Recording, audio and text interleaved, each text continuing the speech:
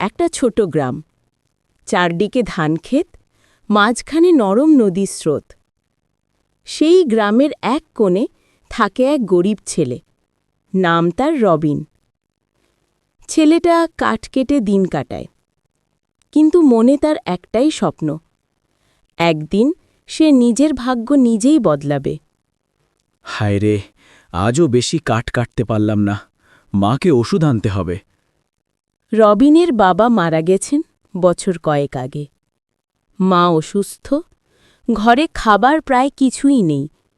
তবুও রবিনের মুখে হাসি থাকে, কারণ সে জানে যে চেষ্টা করে সে একদিন জিতবেই। বাবা, আজ তো কাঠ কাটতে যাস না, শরীরটা একটু খারাপ লাগছে। মা, আজ ভাবছি মাছ ধরতে যাব। যদি একটা বড় মাছ পাই, আজ রাতে পেট ভরে খেতে পারবো। তুই তো ছিপও নেই। ছিপ না থাকলে কি হয়েছে মা, বাঁশের ডগা, দড়ি আর কাঁটা থাকলেই মাছ ধরা যায়। রবিন বসে পড়ল নদীর ধারে। চারপাশে নীরবতা, শুধু জলের কলকল শব্দ। সে কিঁচো গেথে ছিপ ফেলল পানিতে।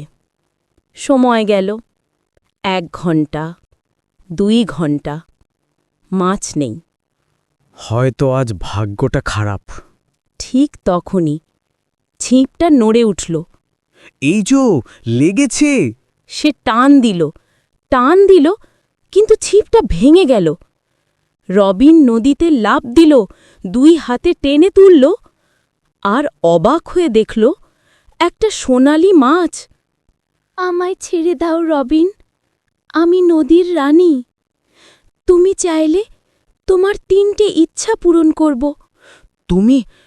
তুমি কথা বলো?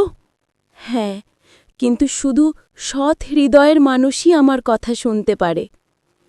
রবিন কিছুক্ষণ চুপ করে রইল, তারপর ধীরে বলল, আমার প্রথম ইচ্ছা, আমার মাকে যেন আর কখনো কষ্ট পেতে না হয়।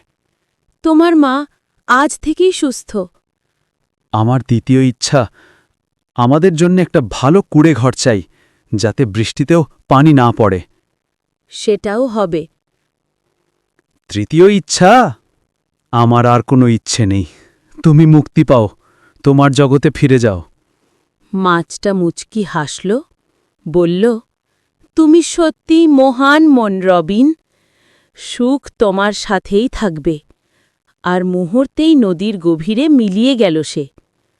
রবিন বাড়ি ফিরে দেখে পুরনো কুঁড়ে ঘরের জায়গায় একটা সুন্দর ঘর দাঁড়িয়ে আছে। মা বাইরে বসে, মুখে হাসি। বাবা, আজ শরীর একদম ভালো লাগছে।